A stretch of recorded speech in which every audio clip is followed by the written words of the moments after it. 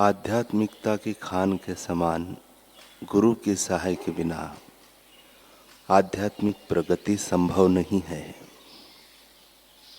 अपने गुरु के समक्ष शिष्य को धीरे से, मधुरता से एवं सत्य बोलना चाहिए। उसे कठोर एवं गलिच्छ शब्दों का उपयोग नहीं करना चाहिए।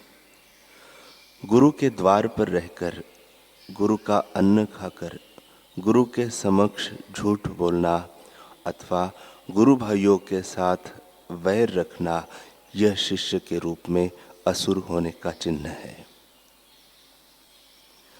शिष्य के रूप में निहित ऐसा असुर गुरु शिष्य परंपरा को कलंकित करता है। गुरु के हृदय को ठेस पहुंचे ऐसा आचरण करने वाला शिष्य अपना ही सत्यानाश करता है।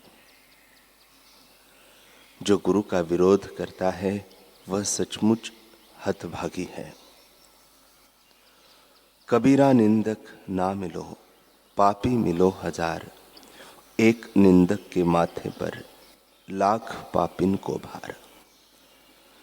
गुरु एवं गुरु के कार्य की निंदा करने वाला निंदक हजारों जन्मों तक मेंढक होकर पड़ा रहता है। तुलसीदास जी ने ठीक ही कहा है, हरि गुरु निंदा सुनहि जे काना, हो वही पाप गौघात समाना। हरि गुरु निंदक दादुर हो वही, जन्म सहस्त्र नर पावहि सोही। गुरु भक्तों को, शिष्यों को एवं सत्शिष्यों को चाहिए कि वे ऐसे आसुरी प्रवृत्ति वाले, श्रद्धा डिगाने वाले अथवा अपने हल्के व्यवहार से गुरु के नाम को, गुरु के धाम को क्षति पहुंचाने वाले असुरों को सावधान कर दें एवं स्वयं भी उनसे सावधान रहें। अथर्व वेद में आता है, उग्रो राजा मन्यमानो ब्राह्मणो यो जिघत्सति, परातत् सिच्यते राष्ट्रम ब्राह्मणो यत्र जीयते। अर्थात जिस राष्ट्र में ब्रह्म ज्ञानियों को, देवताओं को सताया जाता है, वह राज्य ज्ञानहीन होकर नष्ट हो जाता है। ब्राह्मणों की यानी जो ब्रह्म में विचरण करने वाले महापुरुषों, ज्ञानवानों की, विद्वानों यानी वेदों के रहस्य को जानने वालों की, ऋषियों की नजर बड़ी तेज और पैनी होती है। वे दूरदर्शी होते हैं। समय की नब्ज को वो जानते हैं। समाज के दोष दुर्गुणों को दूर करने के लिए सदैव प्रयासरत रहते हैं। वे देश के नागरिकों को चरित्रवान, संस्कारवान व ज्ञानवान बनाने के लिए सतत संघर्ष करते रहते हैं।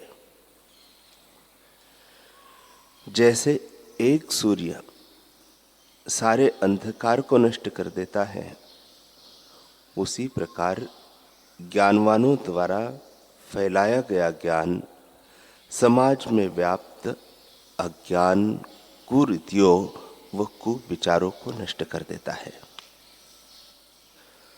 समाज को ऐसे योग्य व्यक्तियों का सम्मान करना चाहिए, उनका आभार मानना चाहिए। जैसे नारद जी जो ऋषि परंपरा के प्रतिनिधि है, कष्ट उठाकर भी समाज में व्याप्त समस्याओं व कुरीतियों का निवारण करने में लगे रहते हैं। ऐसे योग्य और विद्वान व्यक्ति जो सबको दोष दुर्गुणों से सतर्क करके उन्हें सन्मार्ग पर चलने का प्रकाश देते हैं, सदैव ही सम्मान के पात्र समझे जाते हैं।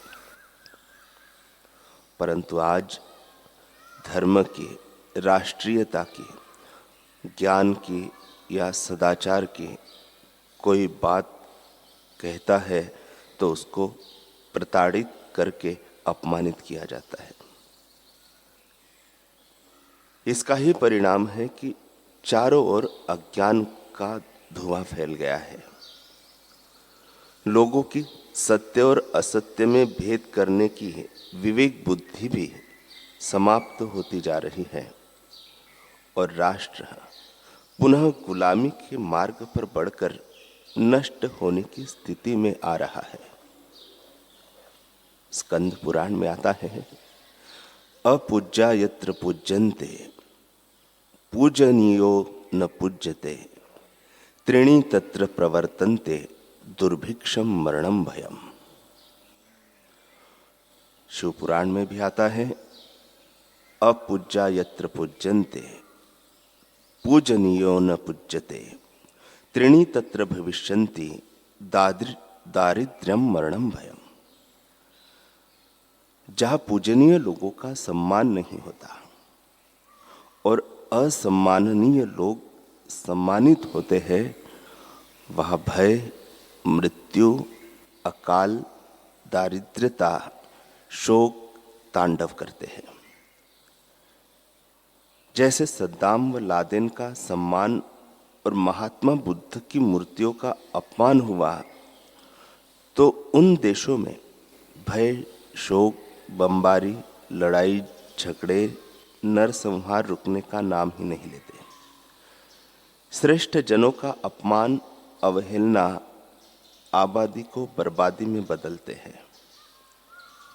आज ईमानदार और सत्यनिष्ठ व्यक्ति हर प्रकार की उपेक्षा, उपहास व प्रताड़न झेलते हैं। लोग असत आचरण को ही सफलता का सन्मार्ग समझ बैठे हैं। यही कारण है कि देश में चारों ओर अज्ञान व अराजकता फैल रही है और विदेशी शक्तियां हर प्रकार से हमारी इस कुप्रवृत्ति का लाभ उठाकर सोने की चिड़िया को अपने चंगुल में फंसाने की चालें चल रही है। अभी भी समय है कि हम चेत जाएं और सच्चे राष्ट्रीय विद्वानों तथा ब्रह्मनिष्ठ महापुरुषों के द्वारा दिखाए जाने वाले मार्ग का अनुसरण करते हुए राष्ट्र के एवं स्वयं अपने ही स्वाभिमान की रक्षा करें तथा देश को नष्ट होने से बचाएं।